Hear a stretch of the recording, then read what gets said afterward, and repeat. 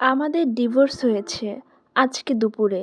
সন্ধ্যায় আমি শুনলাম আমার হাসবেন্ডের প্রেমের বিয়ে হচ্ছে তার এক্স গার্লফ্রেন্ডের সাথে। একদম বাড়ির কাছেই ছিল তার এক্সের বাড়ি। কিছুদিন পর জানতে পারলাম আমাকে ডিভোর্স দেওয়ার 2 দিন আগেই ওদের বিয়ে দিয়েছে ওর বোন।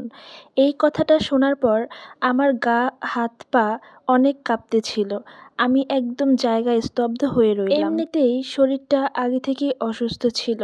আমার শরীরের এই অবস্থা দেখে আর কোনো উপায় না পেয়ে আমার ফ্যামিলি ডাক্তার আনলো, স্যালাইন দিল। রাত ১টার দিকে হাতে স্যালাইন নিয়ে আমি ফেসবুকে ঢুকলাম।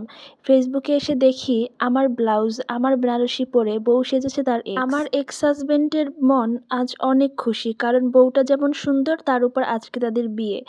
একটার পর একটা নতুন নতুন ছবি আপলোড দিয়ে যাচ্ছে তারা ফেসবুকে।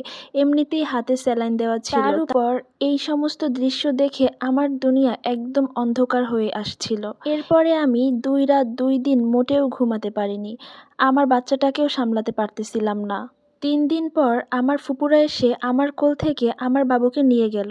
কারণ এই অবস্থায় আমি একদমই বাবুর টেক কেয়ার করতে পারছিলাম না। সারাদিন অনেক ডিপ্রেশনে থাকতাম। আমি আমাদের গ্রামেই ছিলাম। দুপুরে আমার এক্স হাজবেন্ড তার নতুন বউকে নিয়ে গ্রামের বাড়িতে ঘুরতে এসেছে।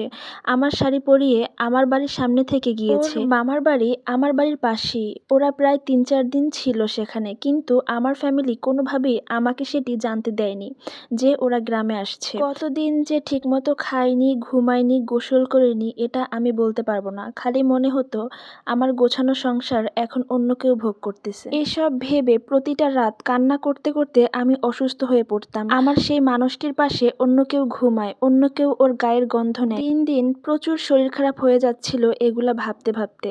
আমাকে এখন দেখলে মনে হয় আমি 50-60 বছর বয়সী এক মহিলা। জানো আপু, যতই রাত বাড়তো ততই আমার ফুপিয়ে ফুপিয়ে কান্না আসতো। এই যেন অন্য কাউকে আমার স্বামী বউ বলে ডাকতেছে, এই যেন অন্য কাউকে আমার স্বামী আদর করতেছে, এই যেন আমার স্বামীকে অন্য কেউ স্বামী বলে জড়িয়ে ধরতেছে। এগুলো যে কি পরিমাণ কষ্টের, এগুলো আমি কিভাবে বুঝাবো। চেহারার কি যে বাজে অবস্থা হয়েছে আমার, নিজের দিকে এখন নিজের তাকাতে ভয় লাগে। আমি আয়না দেখতাম না। দিন দিন অনেক চিকন হয়ে গিয়েছি। চেহারা রুক্ষ সূক্ষ্ম হয়ে গেছে আমার। শেষ কবে ভালো মতো ঘুমাইছি আমার মনেও পড়ে না। প্রত্যেকটা মানুষ আমাকে বোঝাতে লাগলো ছেলের জন্য হলেও আমাকে বাঁচতে হবে। আমিও ধীরে ধীরে ছেলেকে নিয়ে দিন কাটাতে লাগলাম। প্রতিবেশী, আত্মীয় স্বজন, বন্ধু বান্ধব, ফ্যামিলির সবাই প্রচুর মানসিক সাপোর্ট দিয়েছে আমাকে। তখন নতুন করে বাঁচার অনুপ্রেরণা দিয়েছে আমাকে সবাই। এবার হচ্ছে আসল টুইস্ট। হুট করে একদিন পাশের বাসার ভাবি এসে আমাকে বলল আমার হাজবেন্ডের বর্তমান ওয়াইফ নাকি তাকে ডিভোর্স দিয়েছে। আমি যেন তাকে মাফ করে দেই। ছেলের মুখের দিকে তাকিয়ে আমি যেন আবারও ফিরে যাই সেই ঘরে। আমার এক্স হাজবেন্ড এখন আমার মামার বাড়ি এসে ঘুরঘুর করতেছে। আমাকে সে নিয়ে যেতে চায়। অনেক কষ্ট পাচ্ছে তার ছেলের জন্য, নাকি তার অনেক মায়া লাগতেছে।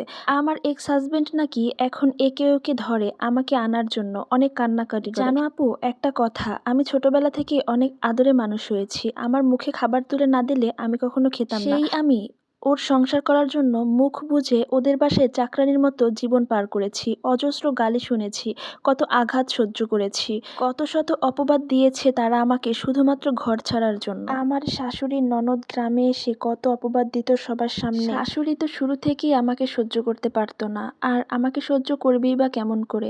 আমার শাশুড়ি আর আমার ননদ আমাদের বাড়ি কাজ করত। আমাদের বাড়িতে কাজ করেই তাদের সংসার চালাতো, পেট চালাতো। আমার এক্স হাজবেন্ডের এত সাধের বউ যাকে বিয়ে করার জন্য আমাকে এত এত অপবাদ দিল, শ্বশুর শাশুড়ির ননদ কেউই বাদ রইল না। সেই এত সাধের বউই নাকি তাদের টাকা পয়সা সোনা গহনা নিয়ে রাতে ভেগেছে। আর এই ঘটনাটি শোনার পর আমার কি যে খুশি লেগেছে আপু, তোমাকে কিভাবে বুঝাবো। দীর্ঘ 5 মাস পর আমার এক্স হাজবেন্ড এসেছে তার ছেলেকে দেখার জন্য। আমি দেখতে দেইনি। এতদিন যে ছেলেকে ছেড়ে থাকতে পেরেছে সে সারা জীবন থাকতে পারবে। আলহামদুলিল্লাহ, আমি আর আমার ছেলে এখন অনেক ভালো আছি। আমার ছেলেকে ওর নানা নানি, মামা মামি চোখের মনি করে রেখেছে। এটা একটা আপুর লাইফ স্টোরি। যদি তোমাদের ভালো লেগে থাকে অবশ্যই লাইক, কমেন্ট এন্ড শেয়ার করে দিও, আর আপুটির জন্য দোয়া করো। ধন্যবাদ সবাইকে।